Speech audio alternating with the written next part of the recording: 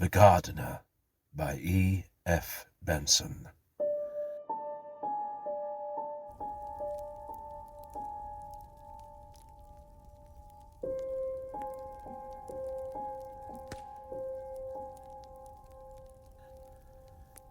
Two friends of mine, Hugh Granger and his wife, had taken for a month of Christmas holiday the house in which we were to witness such strange manifestations, and when I received an invitation from them to spend a fortnight there, I returned them an enthusiastic affirmative.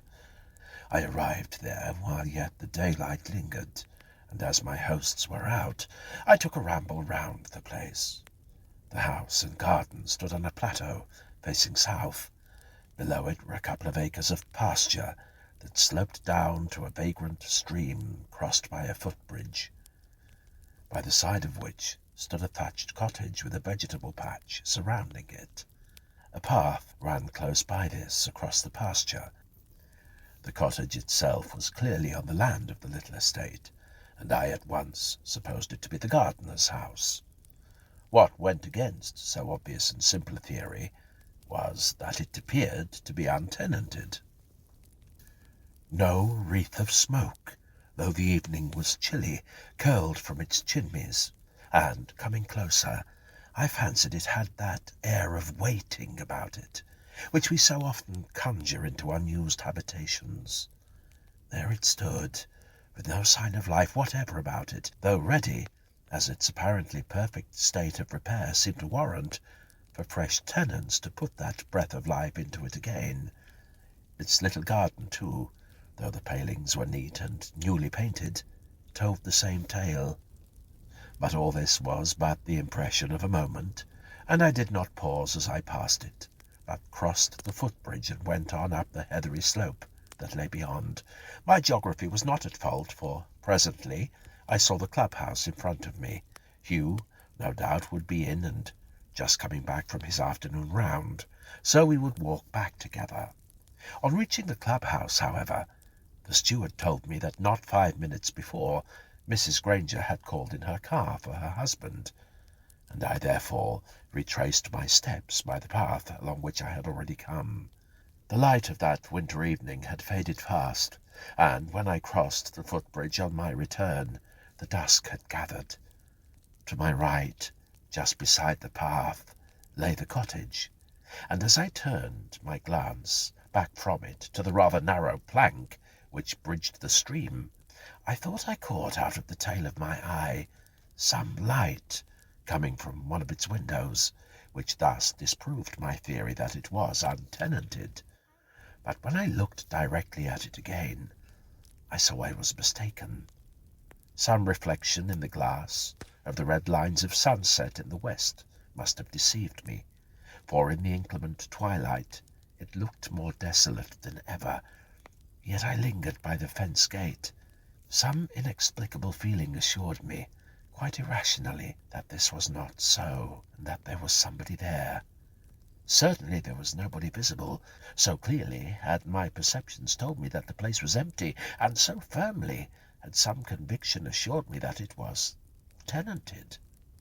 To cover my inquisitiveness in case there was someone there, I could inquire whether the path was a short cut to the house at which I was staying, and, rather rebelling at what I was doing, I went through the small garden and rapped at the door. There was no answer, and after waiting for a response to a second summons, and having tried the door and found it locked, I made the circuit of the house. Of course, there was no one there. My hosts were at the house when I arrived. Between Hugh Granger and his wife it was always impossible to light upon a subject which does not vividly interest one or another of them, and the subject of spooks generally was lighted upon again and again. "Margaret is on the high road to madness," remarked Hugh on one of these occasions, "for she has begun using planchette. If you use planchette for 6 months, I am told, most careful doctors will conscientiously certify you as insane. She's got 5 months before she goes to Bedlam." "Oh, does it work?" I asked. "Yes, it says most interesting things," said Margaret. "It says things that never entered my head. We'll try it tonight." "Oh, not tonight," said Hugh. "Let's have an evening off." Margaret disregarded this. "It's no use asking planchette questions," she went on, "because there is in your mind some sort of answer to them. If I ask whether it will be fine tomorrow, for example, it is probably I, though indeed I don't mean to push, who makes the pencil say yes. The interesting thing is to let the pencil write what it chooses. Very often it only makes loops and curves, though they may mean something, and every now and again a word comes of the significance of which I have no idea whatsoever, so I clearly couldn't have suggested it. Yesterday evening, for example, it wrote gardener over and over again. Now, what did that mean? The gardener here is a Methodist with a beard. Could it have meant him? Oh, it's time to dress. Please don't be late. My cook is sensitive about the soup." We rose, and some connection of ideas about gardener linked itself up in my mind. "By the way, what's that cottage in the field by the footbridge?" I asked. "Is that the gardener's cottage?" "Oh, it used to be," said Hugh, "but the beard man doesn't live there. In fact, nobody lives there. It's empty. If I was the owner here, I should put the bearded man into it and take the rent off his wages. Some people have no idea of economy. Why did you ask?" I saw Margaret was looking at me rather attentively. "Curiosity," I said. "Idle curiosity." "Well, I don't believe it was," said she. "But it was," I said. "It was idle curiosity, to know whether the house was inhabited. As I passed it going down to the clubhouse, I felt sure it was empty, but coming back, I felt so sure there was someone there, so sure that I rapped at the door, and indeed walked round it." "And there was no one there?" she asked. "It's odd, you know. I had just the same feeling as you about it." "That explains planchette writing gardener over and over again," said I. "You had the gardener's cottage on your mind." "Oh, how ingenious," said Margaret. "Now hurry up and dress." A gleam of strong moonlight between my drawn curtains when I went up to bed that night led me to look out. My room faced the garden and the fields which I had traversed that afternoon, and all was vividly illuminated by the full moon.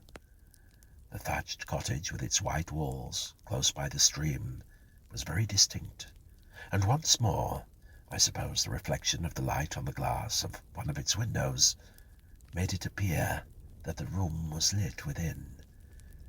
It struck me as odd that twice that day this illusion should have been presented to me, but now a yet odder thing happened. Even as I looked, the light was extinguished. The morning did not at all bear out the fine promise of the clear night, for when I woke the wind was squealing, and sheets of rain from the southwest were dashed against my panes. Golf was out of the question, and though the violence of the storm abated a little in the afternoon, the rain dripped with a steady sullenness. But I wearied of the indoors. I went forth mackintoshed to get a breath of air. I took the road to the links in preference to the muddy shortcut through the fields, with the intention of engaging a couple of caddies for Hugh and myself the following morning. I lingered a while over the illustrated papers in the smoking room.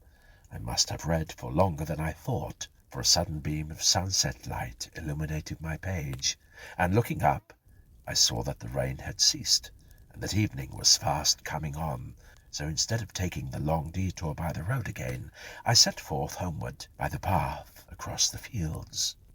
Till that moment, as far as I was aware, I had not thought at all about the cottage there. But now, in a flash, the light I had seen there last night, suddenly extinguished, recalled itself to my mind, and at the same moment I felt the invincible conviction that the cottage was tenanted. Simultaneously, in these swift processes of thought, I looked towards it and saw, standing by the door, the figure of a man. In the dusk I could distinguish nothing of his face, if indeed it was turned to me, and only got the impression of a tallish fellow, thickly built.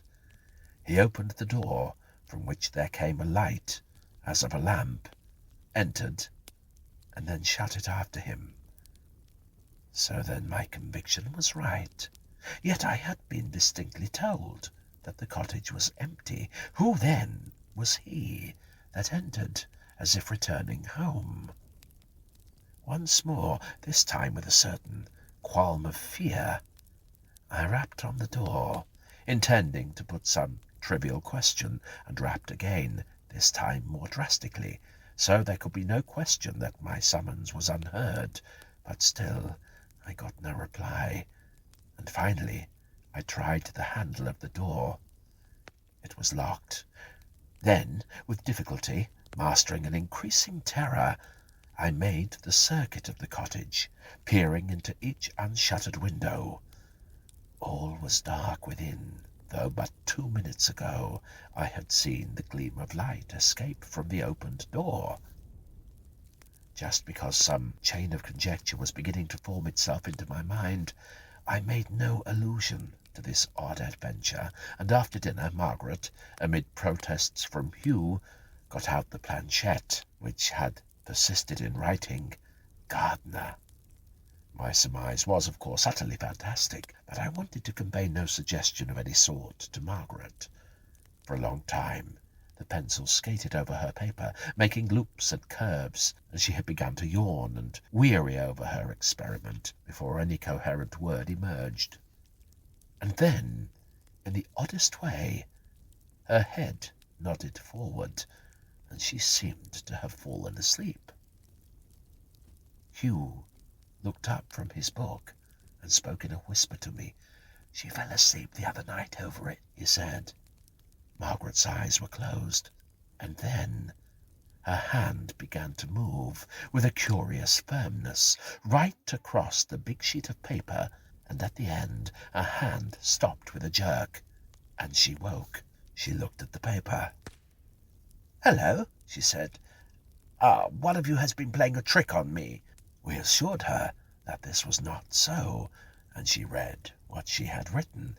"Gardener, gardener," it ran. "I am the gardener. I want to come in. I can't find her here." "Oh, Lord, that gardener again," said Hugh.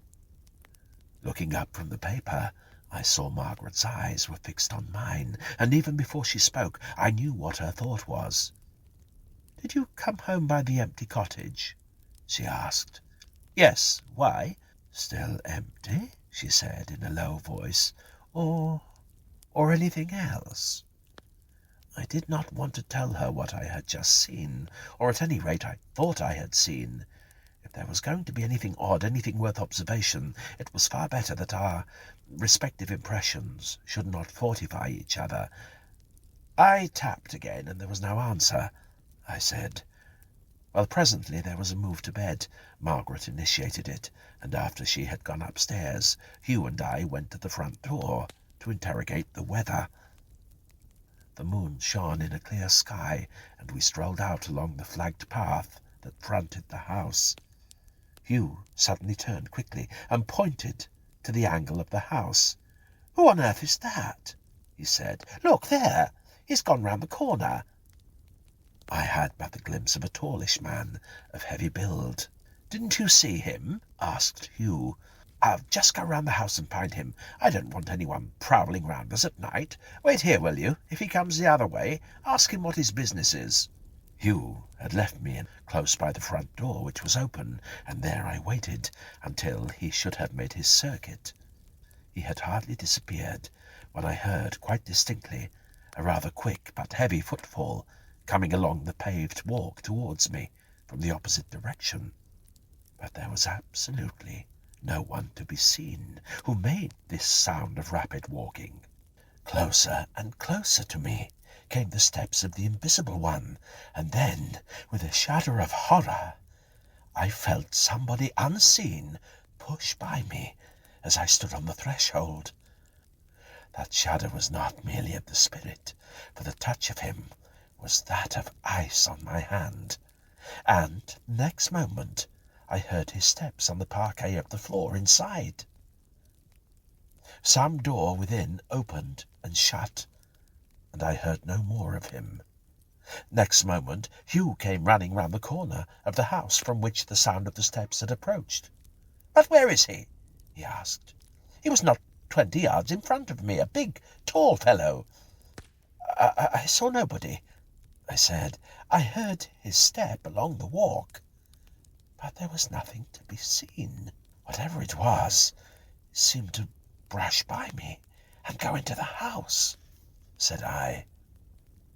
There had certainly been no sound of steps on the bare oak stairs, and we searched room after room through the ground floor of the house, through pantry and scullery and boot room and servants' hall. We searched, but all was empty and quiet. Finally we came to the kitchen, which was also empty, but by the fire there was set a rocking chair, and this was oscillating to and fro, as if someone lately sitting there had just quitted it. There it stood, gently rocking, and this seemed to convey the sense of a presence, invisible now, more even than the sight of him who had surely been sitting there could have done. I remember wanting to steady and stop it, yet my hand refused to go forth to it. What we had seen, and in especial what we had not seen, would have been sufficient to furnish most people with a broken night, and assuredly I was not among the strong-minded exceptions. Long I lay, wide-eyed and open-eared, and when at last I dozed, I was plucked from the borderland of sleep by the sound of muffled but unmistakable moving around the house. It occurred to me that the steps might be those of Hugh conducting a lonely exploration, but even while I wondered, a tap came at the door of communication between our rooms, and, in answer to my response, it appeared that he had come to see whether it was I thus uneasily wandering around. Even as we spoke, the step passed my door, and the stairs leading to the floor above creaked its ascent. Next moment it sounded directly above our heads in some attics in the roof. "Those are not the servants' bedrooms," said Hugh. "No one sleeps there. Let us look once more. It must be somebody." With lit candles we made our stealthy way upstairs, and just when we were at the top of the flight, Hugh, a step ahead of me, uttered a sharp exclamation. "But something is passing by me," he said, and he clutched at the empty air. Even as he spoke, I experienced it, the same sensation, and the moment afterwards the stairs below us creaked again as the unseen thing passed down. All night that sound of steps moved about the passages as if someone were searching the house, and as I lay and listened, that message which had come through the pencil of the planchette to Margaret's fingers occurred to me. "I want to come in. I cannot find her here." Indeed, someone had come in, and was sedulous in his search. He was the gardener, it would seem. But what gardener was this invisible seeker, and for whom did he seek? Even as when some bodily pain ceases it is difficult to recall with any vividness what the pain was, so next morning as I dressed, I found myself vainly trying to recapture the horror of the spirit which had accompanied these nocturnal adventures. I remembered that something within me had sickened as I watched the movements of the rocking chair the night before, and as I heard the steps along the paved way outside, and by that invisible pressure against me I knew that someone had entered the house. But now, in the sane and tranquil morning, and all day under the serene winter sun, I could not realize what it would have been. The presence, like the bodily pain, had to be there for the realization of it, if you see what I mean, and all day it was absent. Hugh felt the same, but he was disposed to be humorous on the subject. "Well, he's had a good look," he said, "whoever he is, and whomever he was looking for. By the way, not a word to Margaret, please.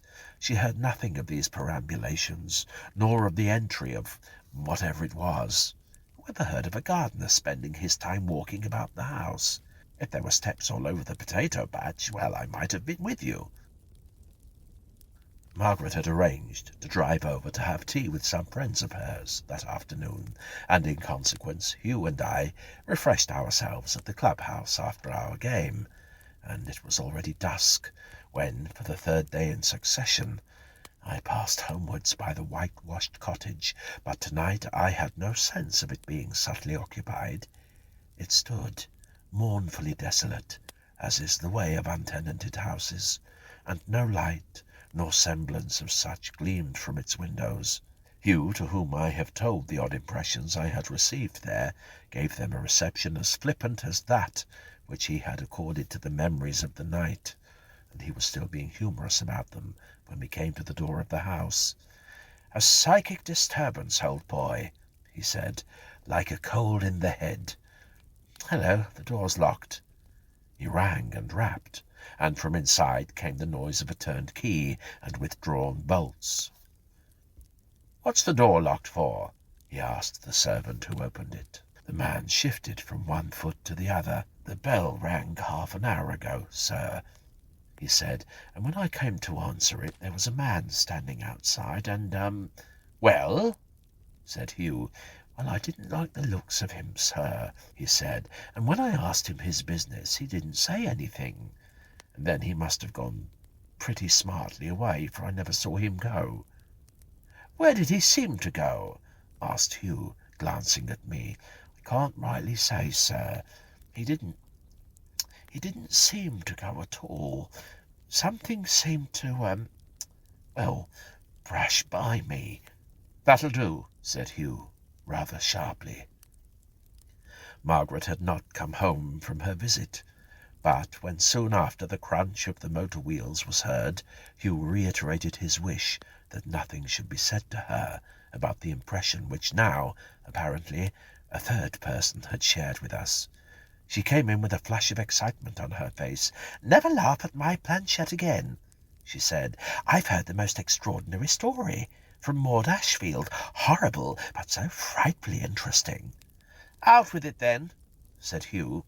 "Well, there was a gardener here," she said. "He used to live at that little cottage by the footbridge, and when the family were up in London, he and his wife used to be caretakers and live here."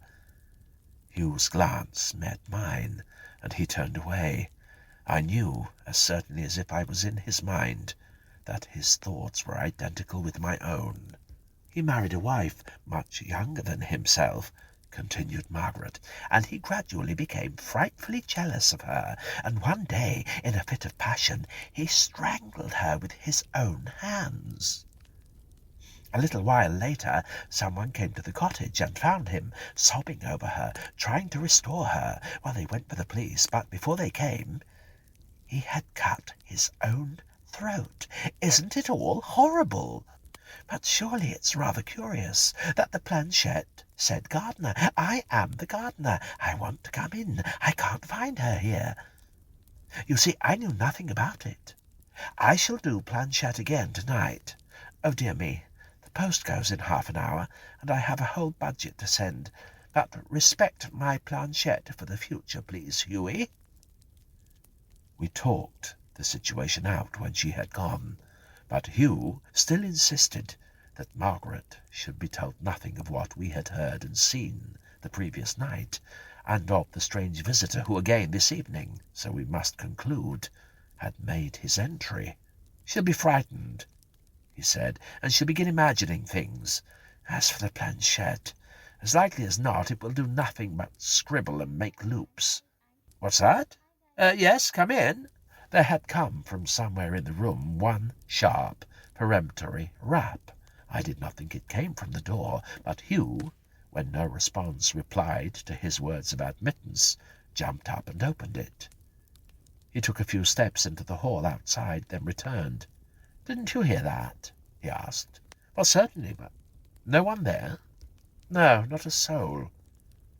Hugh came back to the fireplace, and rather irritably threw a cigarette, which he had just lit, into the fender. "That was a rather nasty jar," he observed, "and if you ask me whether I feel comfortable, I can tell you I never felt less comfortable in my life. I'm frightened, if you want to know, and I believe you are too." I hadn't the smallest intention of denying this, and he went on. "Look here, we've got to keep a hand on ourselves," he said. "There's nothing so infectious as fear, and Margaret must not catch it from us. But there's something more than our fear, you know. Something has got into the house, and we're up against it. I never believed in such things before, but let's face it for a minute. What is it, anyhow?" "If you want to know what I think it is," said I believe it to be the spirit of the man who strangled his wife and then cut his throat. But I don't see how it can hurt us. We're afraid of our own fear, really." "But up against it," said Hugh. "And what will it do? Good Lord! If I only knew what it would do, I shouldn't mind." "It's the not knowing. Oh, well, it's time to dress." Margaret was in high spirits at dinner, knowing nothing of the manifestations of that presence which had taken place in the last 24 hours.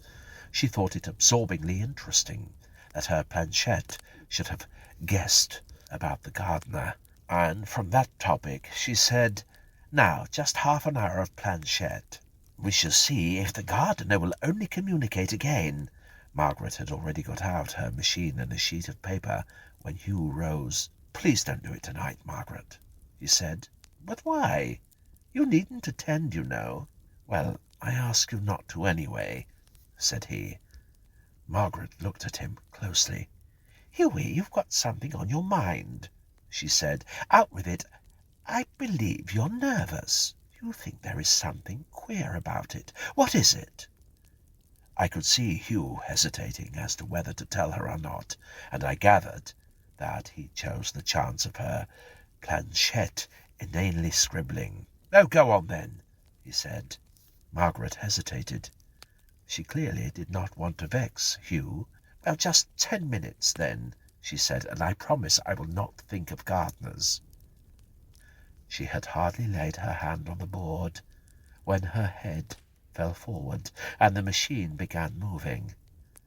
I was sitting close to her, and as it rolled steadily along the paper, the writing became visible.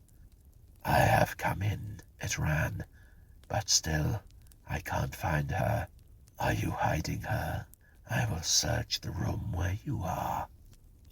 What else was written, but still concealed underneath the planchette, I did not know, for at that moment a current of icy air swept around the room, and at the door, this time unmistakably, came a loud, peremptory knock. Hugh sprang to his feet. "Margaret, wake up," he said. "Something is coming." The door opened, and there moved in the figure of a man. He stood just within the door, his head bent forward, and he turned it from side to side, peering, it would seem, with eyes staring and infinitely sad, into every corner of the room. "Margaret! Margaret!" cried Hugh again. But Margaret's eyes were open too. They were fixed on this dreadful visitor. "Be quiet, Hughie," she said below her breath, rising as she spoke. The ghost was now looking directly at her. Once the lips above the thick, rust-coloured beard moved, but no sound came forth. The mouth only moved and slavered. He raised his head, and horror upon horror, I saw that one side of his neck was laid open in a red, glistening gash. For how long that pause continued, when we all three stood stiff and frozen in some deadly inhibition to move or speak, I had no idea. I suppose that at the utmost it was a dozen seconds. Then the spectre turned and went out as it had come. We heard his steps pass along the parquet floor, and there was the sound of bolts withdrawn from the front door, and with a crash that shook the house, it slammed to. "It's all over," said Margaret. "God have mercy on him." Now the reader may put precisely what construction he pleases on this visitation from the dead. He need not, indeed, consider it to have been a visitation from the dead at all, but say that there had been impressed upon the scene where this murder and suicide had happened some sort of emotional record, which in certain circumstances could translate itself into images visible and invisible. Waves of ether, or what not, may conceivably retain the impress of such scenes. They may be held, so to speak, in solution, ready to be precipitated. Or he may hold that the spirit of the dead man indeed made itself manifest, revisiting in some sort of spiritual penance and remorse the place where his crime was committed. Naturally, no materialist will entertain such an explanation for an instant. But then, there is no one so obstinately unreasonable as the materialist. Beyond doubt, a dreadful deed was done there, and Margaret's last utterance is not inapplicable. May God have mercy on him.